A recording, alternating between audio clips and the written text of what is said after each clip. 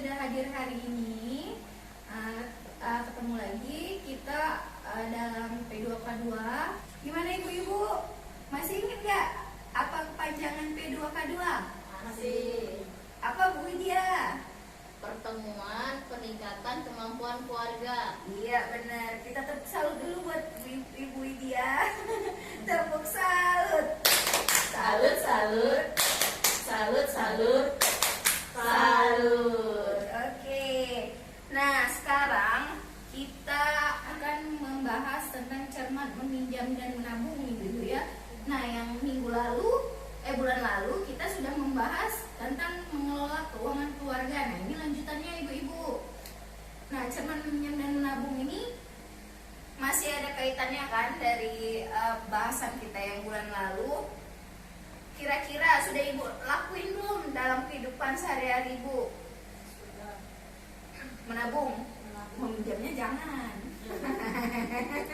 Nah, menabung Ibu-ibu, menabungnya di mana? Menabung di bank, di bawah bantal, atau di mana? Menabung di bank. Menabung di bank Bu dia? Celengan, Bu. Oh, di celengan. Gak takut diambil tuyul. Ya. Udah, jadi kita langsung masuk ke pembahasan ini ya, Ibu ya. Nah, Ibu, kalaupun terpaksa kita mau meminjam, apa yang harus kita pikirkan sebelum meminjam? Bunga dan jumlah pengembalian pinjaman. Ya. Jadi ini di sini sebelum meminjam harus terlebih dahulu kita pikirkan untuk apakah kita meminjam. Jadi untuk kebutuhan atau untuk keinginan. Kalau untuk keinginan lebih baik nggak usah karena keinginan bisa ditunda. Kalau untuk kebutuhan ya memang terpaksa berarti harus meminjam. Nah terus apakah ada cara lain yang dilakukan sebelum berhutang? Pikirkan dulu cara lain. Apakah ada tabungan atau ada emas yang bisa dijual ya ibu-ibu ya? Nah kalau misalnya ini nggak ada juga. Ada pertanyaan lagi, berapa besar kita perlu meminjam? Nah, sesuaikan jumlah pinjaman kita itu dengan kemampuan kita. Kira-kira bisa nggak kita bayar? Jangan melebihi kemampuan kita, nanti nggak bisa bayar. Terus selanjutnya, bagaimanakah kita dapat membayar kembali pinjaman? Nah, sesuaikan waktu pengembalian pinjaman itu dengan tanggal gajian kita. Misalnya ibu gajiannya mingguan, berarti ibu bisa menjanjikan pengembalian ibu minggu depan atau misalnya bulan depan, gitu ya Bu ya, paham ya? Terus kemanakah kita dapat meminjam? Jadi bandingkan tempat-tempat meminjam yang ada, carilah tempat meminjam dengan total pengembalian dan total pengembalian yang paling murah. Jadi misalnya ada bunganya, cari bunga yang paling kecil. Bu, boleh nggak minjem di rentenir? Minjem di rentenir. Minjem di rentenir itu kalau bisa dihindari Bu, karena rentenir itu kan bunganya sangat kebanyakan nggak masuk akal. Ada 100% sebesar utang kita, jadi utang kita tuh kayak jadi 2 kali lipat. Jadi itu dihindari Bu. Lebih baik minjem kalau ada pilihan selain rentenir, lebih baik minjem di tempat lain ya, gitu, koperasi. Nah, yang kayak Ibu Andi tadi kan nanya boleh deh minjem di rentenir. Nah, sekarang di sini di tempat meminjam ini kita lihat sumbernya bisa ke saudara, rentenir, termasuk bank keliling ibu-ibu banyak kan? Gala masuk di kampung-kampung gitu kan, bank keliling. Terus ada kelompok simpan pinjam. Bisa jadi kelompok kita ini menyisihkan uang buat dikumpulkan, terus siapa yang perlu dulu dipinjam kayak gitu kan, atau PKK, arisan dan lain-lain. Terus koperasi simpan pinjam dan bank pasar bisa. Nah ini Bu, kalau misalnya kita pinjam di saudara atau kerabat dekat, prosesnya pasti mudah. Terus perlu jaminan? Tidak. Nah, maksimal batas pinjaman iya tergantung kemampuan pemerintah. Misalnya, bulan depan saya bayar, iya nanti harus bulan depan ya karena saya ada perlu uang, mungkin kayak gitu lebih ini. Nah, jadi kalau bunga totalnya nggak ada, jarang ya kalau saudara ada bunganya. Terus periode pinjaman bisa disesuaikan. Kalau rentenir tadi, nah Ibu Andi, kalau rentenir tadi prosesnya mudah. Perlu jaminan? Tidak. Ada batas pinjaman? Tidak. Batas maksimal biasanya dado kalau rentenir. Kalau bunga, nah ini bunganya ini tinggi sekali. Itu tadi misalnya Bu Andi pinjam 100.000, pengembaliannya bisa jadi 200.000, jadi 2 kali lipat. Nah, periodenya tidak, jadi harus sesuai ketentuan. Kalau Ibu Ani telat bayar, bunganya tambah tinggi. Bisa jadi kalau Ibu telat bayarnya lama, bisa jadi berapa kali lipat uang yang Ibu pinjam. Ibu pinjam 100 bisa jadi 1.000.000. Itu Bu. Nah, kalau di kelompok simpan pinjam, ini prosesnya mudah, jaminan juga nggak perlu, ada batas maksimal pinjaman, iya. Nah, bunga cenderung rendah. Ini yang juga kita bisa pertimbangkan untuk tepat meminjam. Periode bisa disesuaikan. Kalau koperasi simpan pinjam ini kelemahannya di prosesnya. Agak rumit karena banyak syarat. Kalau perlu jaminan, perlu. Ini yang jadi agak lebih ribet kalau di koperasi. Nah, BPKB itu Bu ya? Iya, kayak Ibu jadi ditahan dulu BPKB-nya atau apa surat tanah atau emas Bu ditaruh di situ. Ada batas maksimal pinjaman ada, biasanya ada. Jadi apalagi kalau misalnya Ibu anggota baru. Nah, kalau bunganya cenderung rendah memang. Periodenya bisa disesuaikan tidak? Ada biasanya per bulan 10 kali angsuran biasanya ada ketentuan. Nah, kalau bank pasar sama kayak koperasi, rumit karena harus mengisi formulir dan lain-lain. Terus perlu jaminan, perlu. Ini biasanya kan kalau kita meminjam jaminannya lebih besar, sertifikat rumah, kendaraan. Ada batas maksimal pinjaman ya, bunganya juga tinggi, periodenya harus sesuai ketentuan. Jadi yang di sini Bu, dari saudara rentenir kelompok simpan pinjam, koperasi simpan pinjam dan bank pasar, mana yang kira-kira kalau kepepet bener Ibu mau pinjam uang, Ibu bisa mungkin dipertimbangkan ke saudara atau kerabat dekat ke kelompok simpan pinjam. Jadi yang rentenir, koperasi simpan pinjam dan bank pasar ini sebaiknya dihindari karena bunganya tinggi. Ya. Sampai di sini ada yang mau ditanyain lagi Bu Widya? Nggak ada Bu, jelas. Bu Andi?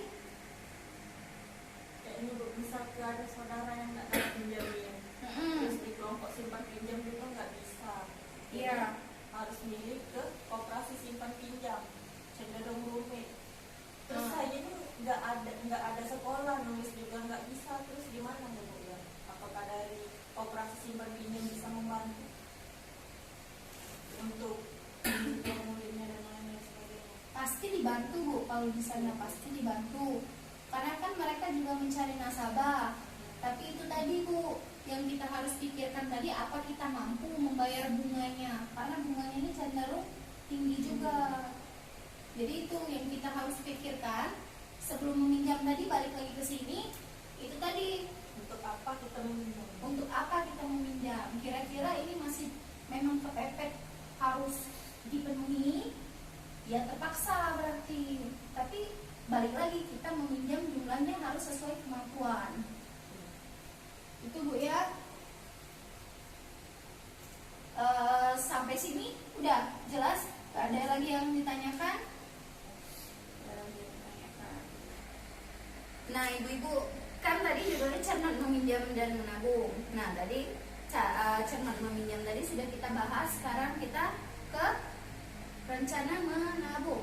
Mengapa harus menabung? Ini ada ceritanya kan? Nah, kalau ini tadi Ibu sudah lihat ininya, cerita ini. Sekarang kita ke rencana menabung. Kenapa kita harus merencanakan Ibu Andi anaknya mau masuk sekolah, jadi bayar uang pangkal kan, jumlahnya 2.400.000. Nah, dari sebelum anak ibu mau masuk SMA ini, ibu sudah harus menabung untuk menghindari utang tadi. Jadi dari 2 tahun sebelumnya ibu sudah menabung. Jumlah yang ditabung berarti selama 2 tahun kan 24 bulan. Jadi dibagi 24 bulan, berarti ibu per bulannya menyisihkan uang 100.000. Nah, jadi 100.000 ini kalau per 30 hari hanya 3.300 ibu per hari. Kan ini lumayan. Ini besar, masih besar uang jajan anak ibu kan. Nah, jadi kita biasakan kita ini sisihkan uang untuk keperluan mendesak. Jadi ini untuk menghindari kita meminjam uang atau mempunyai hutang, menghindari kita mempunyai hutang. Nah, Bu, bagaimana tips kita untuk menabung dengan sukses? Nah, di sini menabung penting untuk berjaga-jaga dan mencapai tujuan tertentu. Nah, ini Bu, berjaga-jaga misalnya misalnya ibu ada keperluan mendesak, ada tabungan, jadi ada tabungan nih, jadi nggak jadi pinjam, nggak ada pikiran pinjam. Nah, menabung tidak harus dalam jumlah banyak asalkan disiplin kayak ini tadi Bu. Jadi ibu harus menabung 3.300 hari. Kalau disiplin rutin tiap hari, maka akan terkumpul 2.400.000 ini dalam 2 tahun. Jadi tercapai tujuannya Bu ya, untuk bayar uang pangkal SMA. Nah, buatlah rencana menabung untuk mencapai tujuan. Nah, kayak ini Bu, ibu hitung dulu jadi apa tujuan ibu ini menabung. Misalnya, ini untuk tabungan sih, ini masuk anak ibu yang pertama untuk masuk sekolah. Nah, tabungan yang kedua ini untuk apa? Misalnya untuk kebutuhan mendesak. Jadi buat tabungan, misalnya ada tulisannya untuk tujuannya masing-masing. Misalnya ini 3.300 per hari, yang satunya misalnya, atau per bulan tabungannya yang satunya. Jadi kayak itu. Terus menabung harus disisihkan di awal, bukan tunggu ada sisa pengeluaran. Jadi menabung itu Bu, bukan sisa dari belanja. Jadi sebelum kita belanja sudah disisihkan. Jadi kayak termasuk kayak keperluan. Jadi sebelum ada pengeluaran sudah disisihkan duluan. Jadi itu Bu. Kira-kira ada yang mau ditanyakan Ibu seputar menabung? Sudah jelas Ibu? Sudah. Nah, ini kita harapkan bisa memperbaiki kebiasaan-kebiasaan kita yang jarang menabung, lupa menabung, jadi pengeluaran banyak. Nah, ibu-ibu sudah paham belum yang saya jelaskan tadi? Paham Bu. Ada yang mau bertanya enggak? Kira-kira? Enggak ada. Sudah jadi Bu, kita ini cermat meminjam dan menabung, pembahasan kita ini semoga bisa merubah kehidupan kita sehari-hari menjadi lebih baik Ibu. Jadi yang biasanya pengeluaran tidak terkontrol lebih terkontrol, bisa menyisihkan pemasukan sebagai untuk menabung tadi. Jadi menghindari dari berhutang. Nah, kesimpulan dari yang saya jelaskan ini, jadi Bu, rencanakan dan kendalikan penggunaan uang bersama keluarga. Nah, jadi direncanakan dan dikendalikan ini sama suami Ibu, kerjasama agar penggunaan uang terkontrol. Nah, biasakan menabung dengan disiplin. Jadi harus rutin disiplin sesuai jadwal. Misalnya tadi tabungan 3.300 per hari selama 2 tahun. Jadi bisa mencapai tujuan yang ingin dicapai tadi, untuk membayar uang pangkal.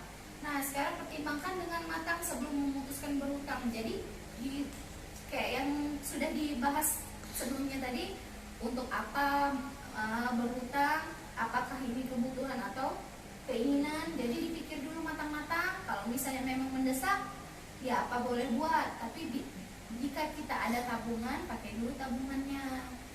Jadi itu ya Bu ya. Semoga bermanfaat untuk kita sama-sama.